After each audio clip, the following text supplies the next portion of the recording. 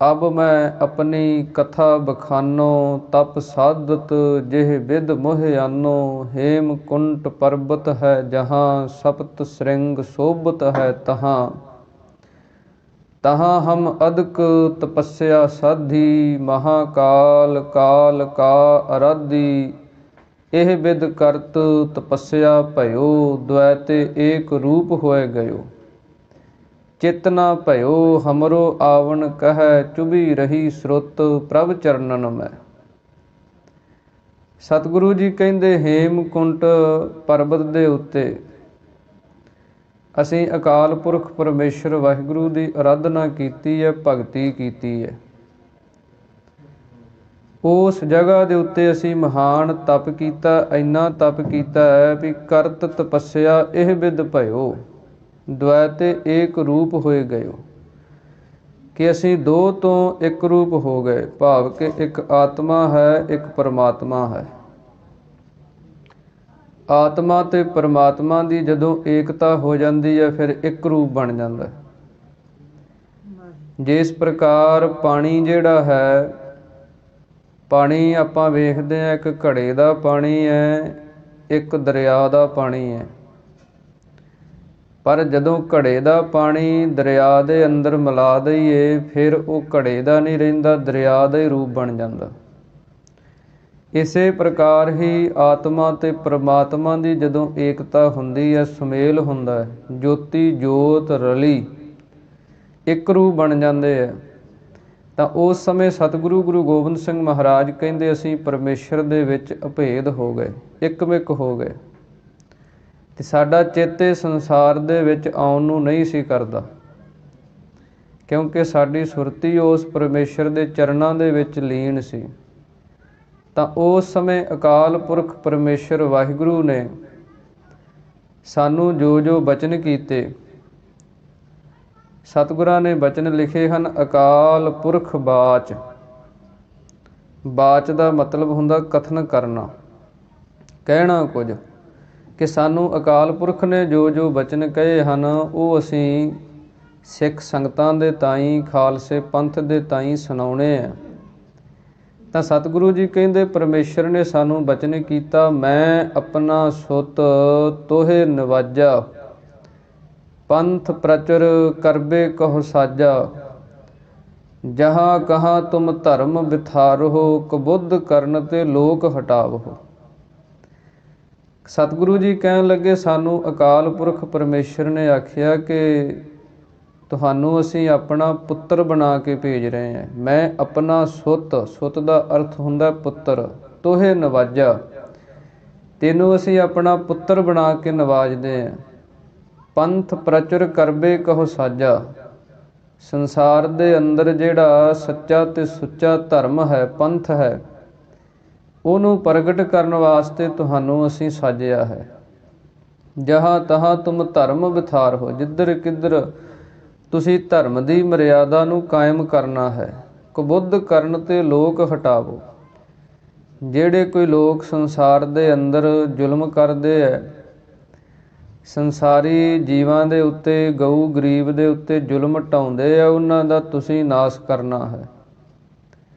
ਤਾਂ ਸਤਿਗੁਰੂ ਗੁਰੂ ਗੋਬਿੰਦ ਸਿੰਘ ਮਹਾਰਾਜ ਸੱਚੇ ਪਾਤਸ਼ਾਹ ਜੀ ਨੇ ਫਿਰ ਅੱਗੇ ਚੱਲ ਕੇ ਬਚਨ ਲਿਖੇ ਕਿ ਜਾਹੀ ਕਾਜ ਧਰਾ ਹਮ ਜਨਮੰ, ਸਮਝ ਲਿਹੋ ਸਾਧੂ ਸਭ ਮਨਮੰ।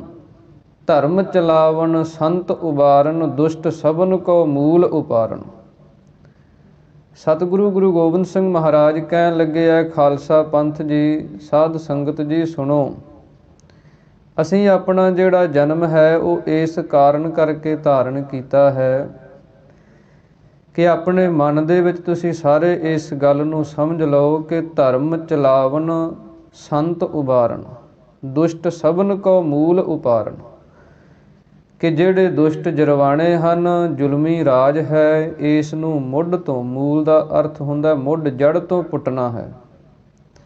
ਤੇ ਇਸ ਕਰਕੇ ਅਸੀਂ ਇਹ ਸੰਸਾਰ ਦੇ ਅੰਦਰ ਅਵਤਾਰ ਧਾਰਨ ਕੀਤਾ ਹੈ।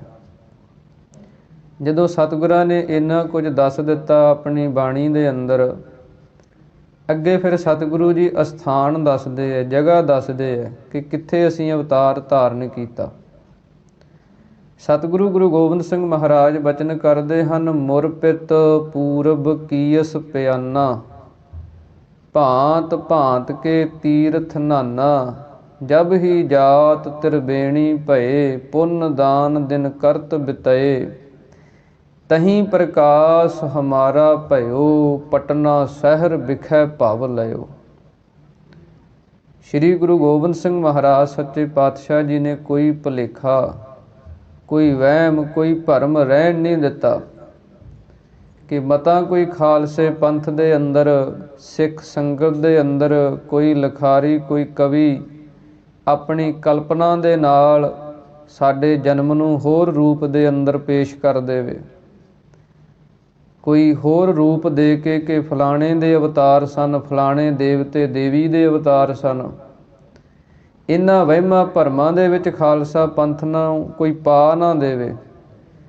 ਇਸੇ ਕਰਕੇ ਸ੍ਰੀ ਗੁਰੂ ਗੋਬਿੰਦ ਸਿੰਘ ਮਹਾਰਾਜ ਜੀ ਨੇ ਆਪਣੀ ਕਲਮ ਦੁਆਰਾ ਆਪ ਇਹ ਮੋਹਰ ਲਾ ਦਿੱਤੀ ਹੈ ਕਿ ਜਦੋਂ ਸਾਡੇ ਪਿਤਾ ਮੁਰ ਪਿਤ ਭਾਵ ਕਿ ਸਾਡੇ ਪਿਤਾ ਸ੍ਰੀ ਗੁਰੂ ਤੇਗ ਬਹਾਦਰ ਮਹਾਰਾਜ ਕੀਸ ਪਿਆਨਾ, ਪੂਰਬ ਦੀ ਧਰਤੀ ਵੱਲ ਚੜ੍ਹਦੇ ਵਾਲੇ ਪਾਸੇ ਜਦੋਂ ਸਾਡੇ ਪਿਤਾ ਗੁਰੂ ਜੀ ਨੇ ਪਿਆਨਾ ਚੱਲਣਾ ਕੀਤਾ, ਭਾਂਤ ਭਾਂਤ ਕੇ ਤੀਰਥ ਨਾਨਾ, ਤਰ੍ਹਾਂ ਤਰ੍ਹਾਂ ਦੇ ਤੀਰਥਾਂ 'ਤੇ ਗਏ, ਸੰਗਤਾਂ ਨੂੰ ਉਪਦੇਸ਼ ਬਖਸ਼ਿਸ਼ ਕੀਤਾ।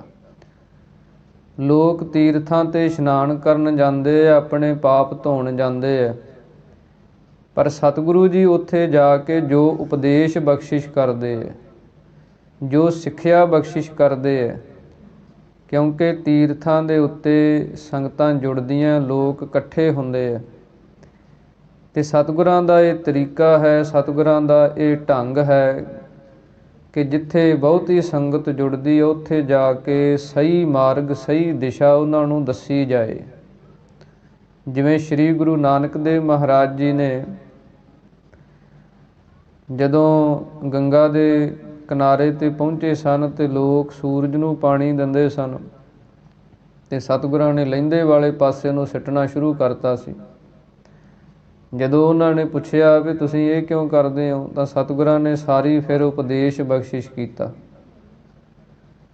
ਕਿ ਅਸਲੀ ਤੇ ਪਰਮੇਸ਼ਰ ਵਾਹਿਗੁਰੂ ਦਾ ਨਾਮ ਕਲਯੁਗ ਦੇ ਅੰਦਰ ਉੱਤਮ ਹੈ, ਕਿ ਜਿਹਦੇ ਕੋਲ ਪਰਮੇਸ਼ਰ ਦਾ ਨਾਮ ਹੈ, ਪਰਮੇਸ਼ਰ ਦੇ ਨਾਮ ਦੀ ਕਮਾਈ ਹੈ, ਗੁਰੂ ਕੀ ਪਾਵਨ ਬਾਣੀ ਦਾ ਸਿਧਾਂਤ ਜਿਸ ਦੇ ਹਿਰਦੇ ਦੇ ਅੰਦਰ ਵਸਿਆ ਹੋਇਆ, ਉਹ ਅਕਾਲ ਪੁਰਖ ਪਰਮੇਸ਼ਰ ਦੀ ਹੀ ਪੂਜਾ ਕਰਦਾ ਹੈ, ਉਹ ਕਰਤੇ ਪਰਮੇਸ਼ਰ ਦੀ ਹੀ ਅਰਾਧਨਾ ਕਰਦਾ ਹੈ।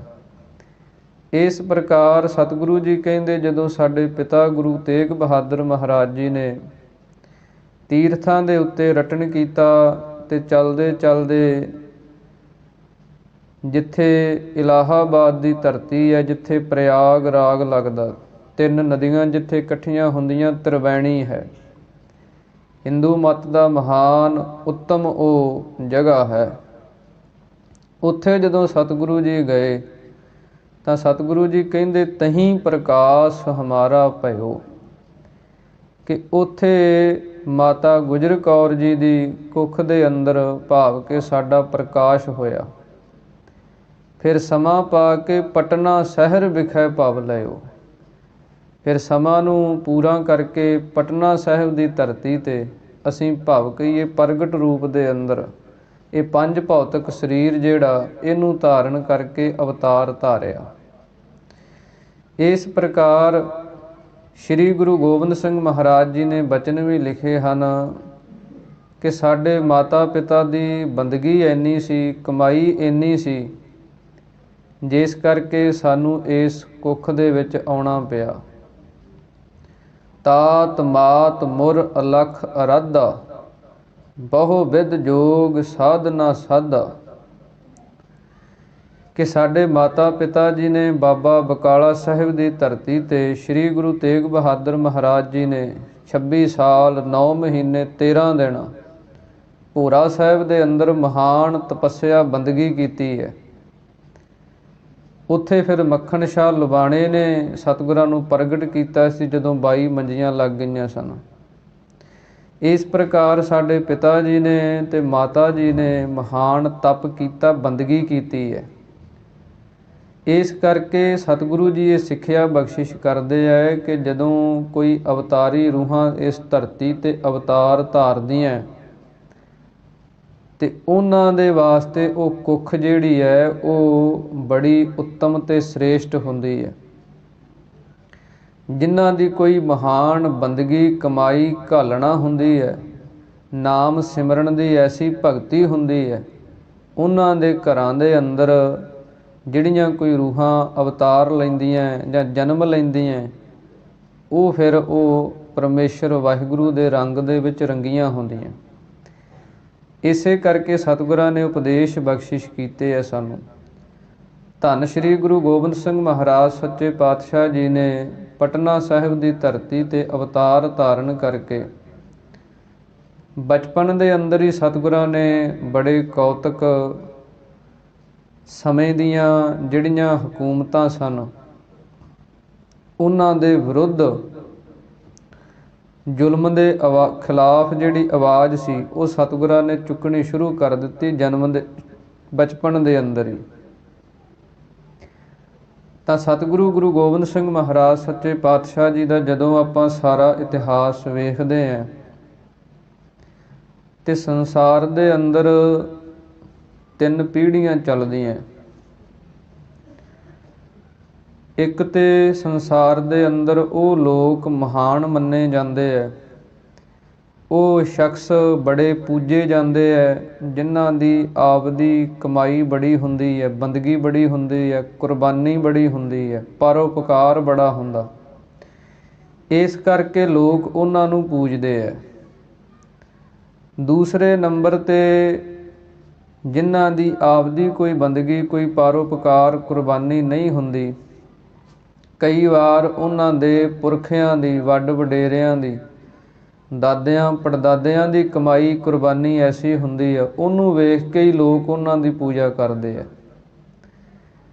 ਤੀਸਰੇ ਨੰਬਰ 'ਤੇ ਉਹ ਲੋਕ ਹੁੰਦੇ ਹਨ ਜਿਨ੍ਹਾਂ ਦੇ ਪਿੱਛੇ ਖਾਨਦਾਨ ਦੇ ਅੰਦਰ ਵੀ ਕੋਈ ਕੁਰਬਾਨੀ, ਕੋਈ ਸੇਵਾ ਸਿਮਰਨ ਬੰਦਗੀ ਵਾਲੀ ਰੂਹ ਨਹੀਂ ਹੁੰਦੀ, ਆਪ ਵੀ ਉਹਨਾਂ ਦੀ ਕੋਈ ਕਮਾਈ ਬੰਦਗੀ ਨਹੀਂ ਹੁੰਦੀ, ਪਰ ਉਹਨਾਂ ਦੇ ਘਰ ਦੇ ਅੰਦਰ ਕਈ ਵਾਰ ਸੰਤਾਨ ਐਸੀ ਪੈਦਾ ਹੋ ਜਾਂਦੀ ਹੈ ਕਿ ਉਹ ਐਸੀ ਕੁਰਬਾਨੀ ਕਰ ਜਾਂਦੇ, ਐਸੀ ਬੰਦਗੀ ਕਰ ਜਾਂਦੇ ਹੈ ਤੇ ਉਹਨਾਂ ਨੂੰ ਲੋਕ ਪੂਜਣ ਲੱਗ ਜਾਂਦੇ ਆ।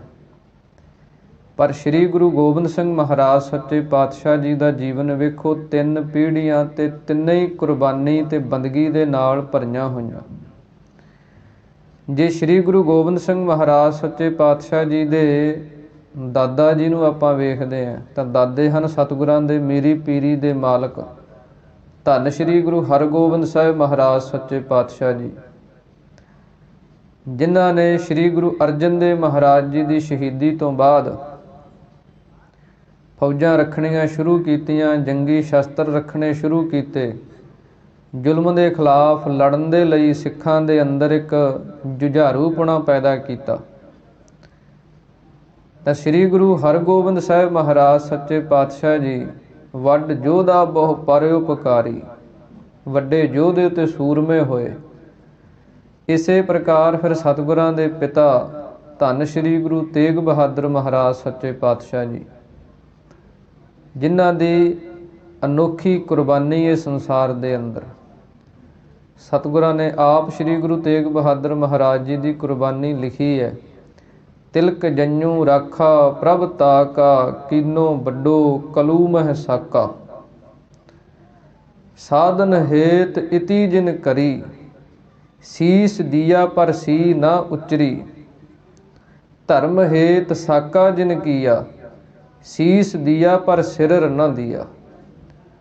ਸ਼੍ਰੀ ਗੁਰੂ ਤੇਗ ਬਹਾਦਰ ਮਹਾਰਾਜ ਸੱਚੇ ਪਾਤਸ਼ਾਹ ਜੀ ਨੇ ਹਿੰਦੂ ਧਰਮ ਦੀ ਰਾਖੀ ਵਾਸਤੇ, ਤਿਲਕ ਤੇ ਜੰਨੂ ਦੀ ਰਾਖੀ ਵਾਸਤੇ, ਜਦੋਂ ਔਰੰਗਜ਼ੇਬ ਕਹਿੰਦਾ ਸੀ ਕਿ ਇਹਨਾਂ ਨੂੰ ਲਾਓ, ਮੁਸਲਮਾਨ ਬਣੋ, ਤੇ ਜਾਂ ਦੀਨ ਕਬੂਲ ਕਰ ਲਓ ਤੇ ਜਾਂ ਮਰਨ ਦੇ ਲਈ ਤਿਆਰ ਹੋ ਜਾਓ, ਇਹ 2 ਹੀ ਐਲਾਨ ਸਨ ਔਰੰਗਜ਼ੇਬ ਦੇ। ਤਾਂ ਸ਼੍ਰੀ ਗੁਰੂ ਤੇਗ ਬਹਾਦਰ ਮਹਾਰਾਜ ਸੱਚੇ ਪਾਤਸ਼ਾਹ ਜੀ ਨੇ ਉਸ ਸਮੇਂ ਇਹਨਾਂ ਗਰੀਬਾਂ ਦੀ, ਮਜਲੂਮਾਂ ਦੀ ਬਾਂਹ ਫੜੀ ਕਿ ਮਹਾਨ ਕੁਰਬਾਨੀ ਸ਼੍ਰੀ ਗੁਰੂ ਤੇਗ ਬਹਾਦਰ ਮਹਾਰਾਜ ਜੀ ਦੀ, ਸਤਿਗੁਰਾਂ ਦੇ ਪਿਤਾ ਦੀ, ਫਿਰ ਸਤਿਗੁਰਾਂ ਦੀ ਆਪ ਦੀ ਬੰਦਗੀ ਵੇਖੋ, ਹੇਮਕੁੰਟ ਸਾਹਿਬ ਦੇ ਉੱਤੇ ਕਿੱਡੀ ਤਪੱਸਿਆ ਕੀਤੀ। ਫਿਰ ਸ੍ਰੀ ਗੁਰੂ ਗੋਬਿੰਦ ਸਿੰਘ ਮਹਾਰਾਜ ਸੱਚੇ ਪਾਤਸ਼ਾਹ ਜੀ ਦੇ ਅੱਗੇ ਜਿਹੜੀ ਪੀੜ੍ਹੀ ਹੈ, ਜੋ ਸਤਿਗੁਰਾਂ ਦੀ ਅੱਗੇ ਸੰਤਾਨ ਹੈ, 4 ਸਾਹਿਬਜ਼ਾਦੇ, ਉਹਨਾਂ ਦੀ ਕੁਰਬਾਨੀ ਦੁਨੀਆ ਦੇ ਅੰਦਰ ਕੋਈ ਨਹੀਂ ਭੁੱਲ ਸਕਦਾ। ਧੰਨ ਬਾਬਾ ਅਜੀਤ ਸਿੰਘ, ਧੰਨ ਬਾਬਾ ਜੁਝਾਰ ਸਿੰਘ, ਧੰਨ ਬਾਬਾ ਜੋਰਾਵਰ ਸਿੰਘ, ਧੰਨ ਬਾਬਾ ਫਤਿਹ ਸਿੰਘ, ਛੋਟੀਆਂ ਛੋਟੀਆਂ ਉਮਰਾਂ ਦੇ ਅੰਦਰ ਜ਼ੁਲਮ ਦੇ ਨਾਲ ਇਸ ਤਰੀਕੇ ਦੇ ਨਾਲ ਲੜ ਕੇ ਗਏ। ਅੱਜ ਵੀ ਸਿੱਖਾਂ ਦੇ ਅੰਦਰ ਉਹ ਜਜ਼ਬਾ, ਸਿੱਖਾਂ ਦੇ ਅੰਦਰ ਉਹ ਜਿਹੜੀ ਅਣਖ ਤੇ ਗੈਰਤ ਹੈ, ਉਹ ਡੁੱਲ ਡੁੱਲ ਕੇ ਪੈਂਦੀ ਹੈ। ਉਹ ਦੇਣ ਹੈ ਤੇ ਸਾਹਿਬਜ਼ਾਦਿਆਂ ਦੀ ਕੁਰਬਾਨੀ ਦੀ।